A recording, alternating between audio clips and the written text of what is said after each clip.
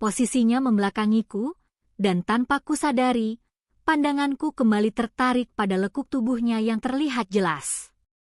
Aku merasa makin bersalah. Kamu mau nonton film sendirian? Film spesial ya?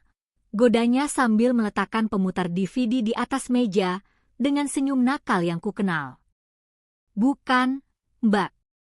Ini film dokumentasi pernikahan temenku di kota. Baru dikasih kopiannya, jawabku cepat, sedikit gagap. Ah, elah, Rangga, gak usah malu-malu. Kamu sudah dewasa, wajar kok kalau punya film begituan, sergahnya sambil tertawa ringan. Dia membungkuk lagi untuk menyodorkan kabelnya, dan sekali lagi, pemandangan yang sama membuatku sulit berkonsentrasi. Dia sepertinya sama sekali tidak menyadari efek yang ditimbulkannya. Justru kalau nonton film begituan sendirian kan sepi, Mbak. Kalau ditemenin Mbak Sari baru seru. Godaku balik, mencoba mengimbangi gayanya yang santai. Beneran? Aku sih penasaran.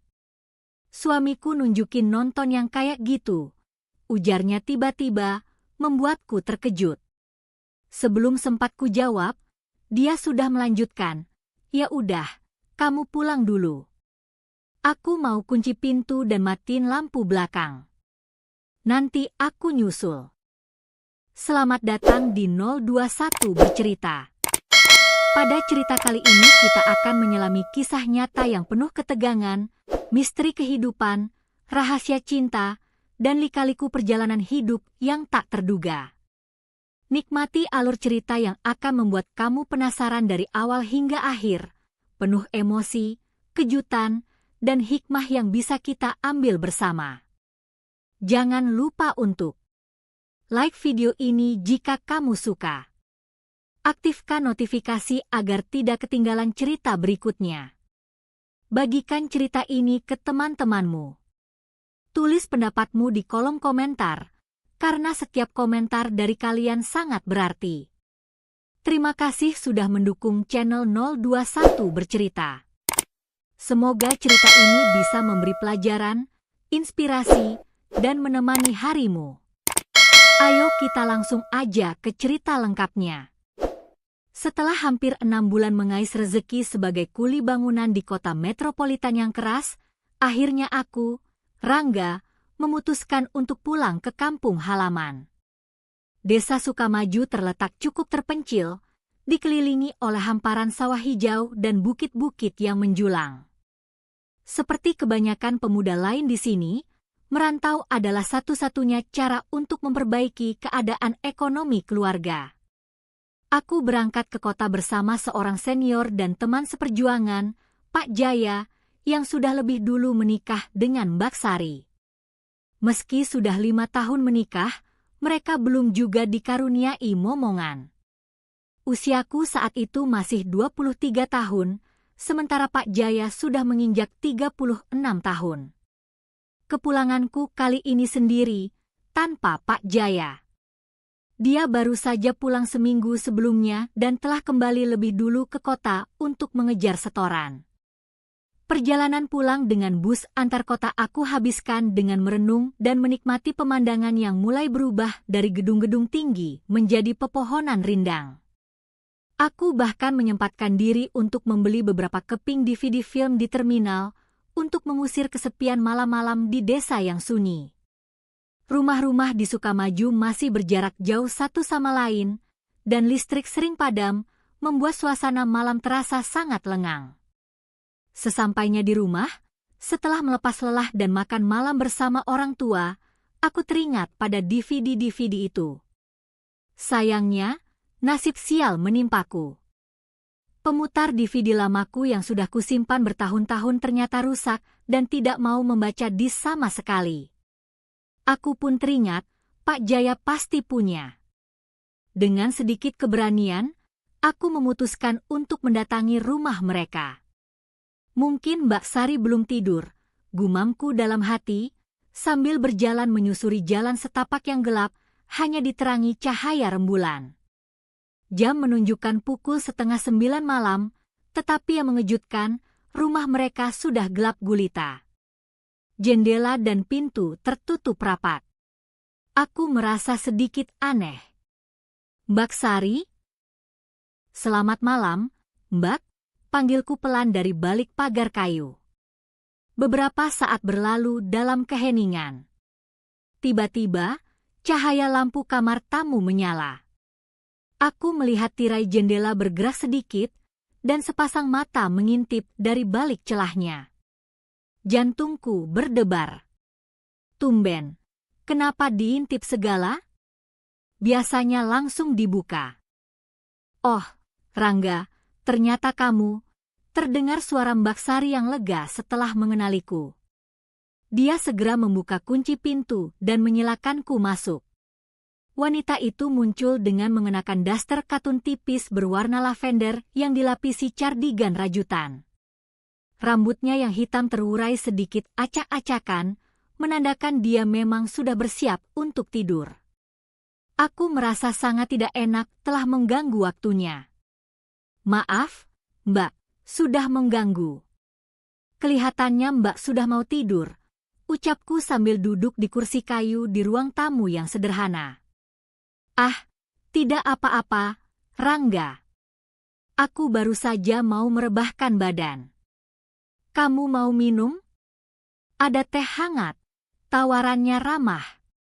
Sambil menunggu, mataku tak sengaja menangkap siluet tubuhnya yang terpancar dari balik daster tipisnya di bawah cahaya lampu temaram. Aku segera mengalihkan pandangan, merasa bersalah. Aku dan Mbak Sari memang sudah cukup akrab, sering bercanda kalau Pak Jaya ada.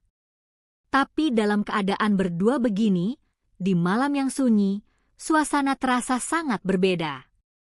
"Enggak usah repot-repot, Mbak. Aku cuma mau pinjam pemutar DVD Pak Jaya sebentar. Punyaku rusak," jelasku cepat, berusaha fokus pada tujuan utamaku. "Oh, boleh saja. Itu di rak bawah." "Sebentar ya," jawabnya sambil membungkuk untuk mengambilnya dari bawah televisi. Posisinya membelakangiku, dan tanpa kusadari, pandanganku kembali tertarik pada lekuk tubuhnya yang terlihat jelas. Aku merasa makin bersalah. "Kamu mau nonton film sendirian?" "Film spesial ya?" godanya sambil meletakkan pemutar DVD di atas meja dengan senyum nakal yang kukenal. "Bukan, Mbak. Ini film dokumentasi pernikahan temenku di kota." "Baru dikasih kopiannya," jawabku cepat, sedikit gagap. "Ah, elah, Rangga, gak usah malu-malu. Kamu sudah dewasa, wajar kok kalau punya film begituan," sergahnya sambil tertawa ringan.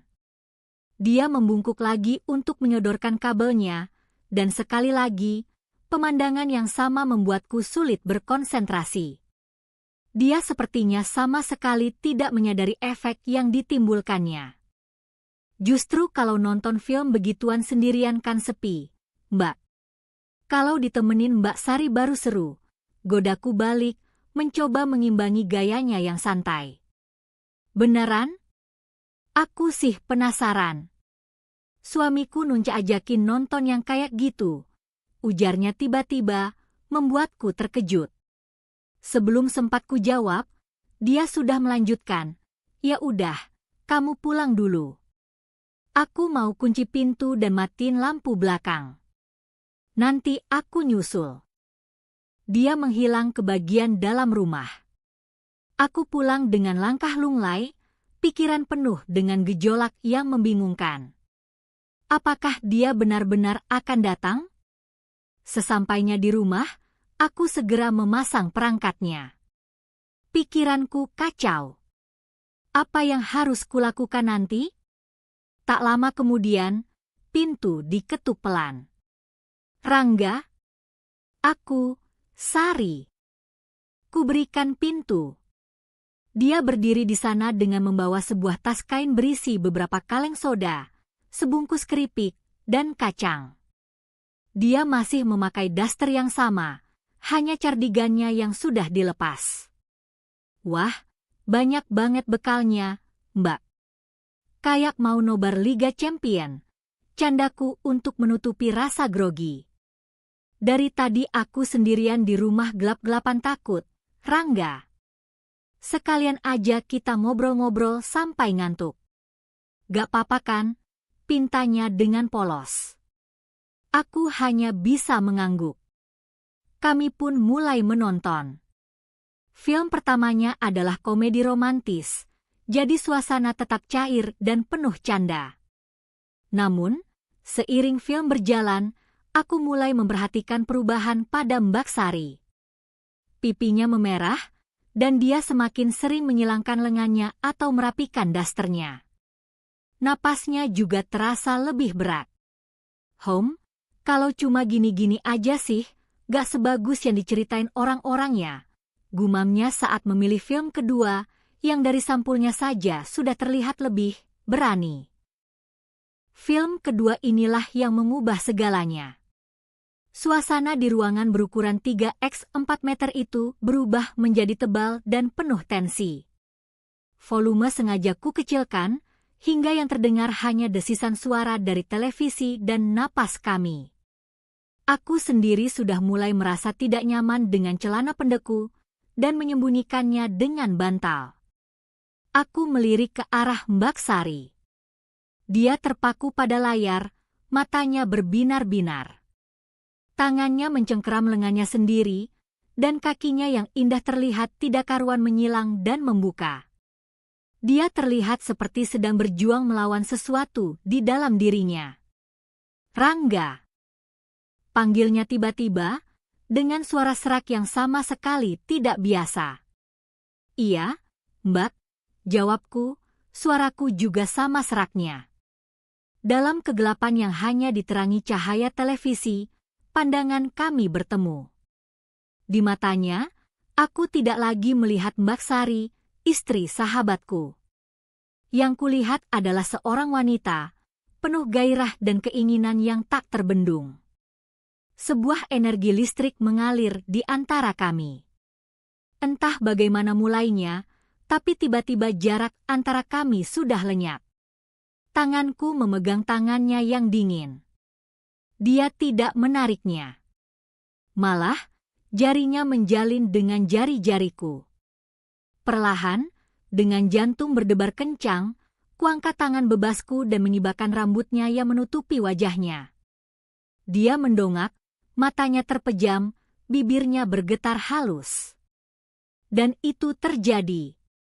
Sebuah kecupan kecil, penuh pertanyaan, yang langsung dibalas dengan gemuruh. Dinginnya malam desa seketika lenyap, digantikan oleh panasnya tubuh kami yang saling merindukan. Aku memeluknya erat, merasakan detak jantungnya yang berdebar kencang sama sepertiku. Dia membalas pelukanku, seolah takut aku akan menghilang. Rangga, aku takut. Bisiknya di antara rangkaian ciuman kami. Ikuti saja, Sari, lepaskan saja. Desaku, sudah tak bisa berpikir jernih. Aku menuntunnya ke dipan sederhanaku. Malam itu, kami seperti dua jiwa yang tersesat dan menemukan pelabuhan satu sama lain. Kami menjelajahi setiap inci, melepaskan segala rasa rindu dan penasaran yang selama ini terpendam. Dia adalah seorang guru yang antusias, dan aku adalah murid yang bersemangat untuk belajar. Kami tenggelam dalam gelombang kenikmatan, melupakan segala status, janji, dan realita di luar pintu kamar itu. Setelah badai mereda, kami berbaring berpelukan, napas masih tersengal-sengal. Kulihat jam dinding, pukul 11:30. Tiba-tiba, aku mendengar isak tangisnya. Kenapa, sayang? Tanyaku, masih memanggilnya dengan panggilan mesra. Aku malu, Rangga. Aku malu sama suamiku, dan sama kamu. Jawabnya sambil menutupi wajahnya dengan tangan. Jangan malu. Apa yang terjadi di sini, tetap di sini. Ini antara kita berdua, bisikku, mencoba menenangkannya, meski hatiku juga dipenuhi rasa bersalah. Aku takut Jaya tahu. Bisiknya ketakutan. Dia tidak akan tahu. Malam ini adalah milik kita. Kita tidak bisa melawan ini, Sari. Keinginan ini terlalu kuat, kataku, berusaha membenarkan tindakan kami. Dia diam sejenak, lalu membalikkan badan dan menatapku. Matanya yang masih basah tiba-tiba berbinar dengan api baru. Sepanjang malam ini, bisiknya penuh arti. Bukan cuma sekali ini. Aku terkejut dengan transformasinya. Malam itu berlanjut menjadi sebuah eksplorasi panjang. Mbak Sari, yang biasanya kalem, berubah menjadi wanita liar dan penuh keingintahuan. Dia memintaku untuk melakukan segala yang baru saja dilihatnya di layar, segala yang mungkin belum pernah didapatkannya. Kami seperti dua kekasih yang sedang berusaha memadatkan semua waktu yang terbuang menjadi satu malam saja. Hingga ayam jantan berkokok dan fajar menyingsing, kami akhirnya terkapar lelah, puas, dan hanyut dalam perasaan yang sangat kompleks. Sudah, Rangga. Terima kasih untuk malam ini, bisiknya sambil bersiap pulang, wajahnya berseri namun tetap menyimpan sedih. Tapi, ini harus jadi yang terakhir. Kita harus kembali ke kehidupan kita. Janji. Aku hanya bisa mengangguk, kata-kata tercekat di kerongkongan. Kuantar dia sampai ke pagar rumahnya, dan melihatnya masuk sebelum akhirnya menghilang. Kejadian malam itu tidak pernah terulang. Hubungan kami kembali normal, seolah semua itu hanya mimpi. Beberapa bulan kemudian, kabar gembira datang, Mbak Sari akhirnya hamil. Hingga hari ini, hanya dia dan Yang Maha Tahu siapa sebenarnya ayah dari anak itu. Terkadang, saat kami bertemu di warung atau acara desa, pandangan kami sempat bertemu, dan dalam sekejap, seluruh kenangan malam panjang itu kembali bergejolak, menjadi rahasia abadi yang terkubur dalam di bawah senyum sopan dan salam biasa kami.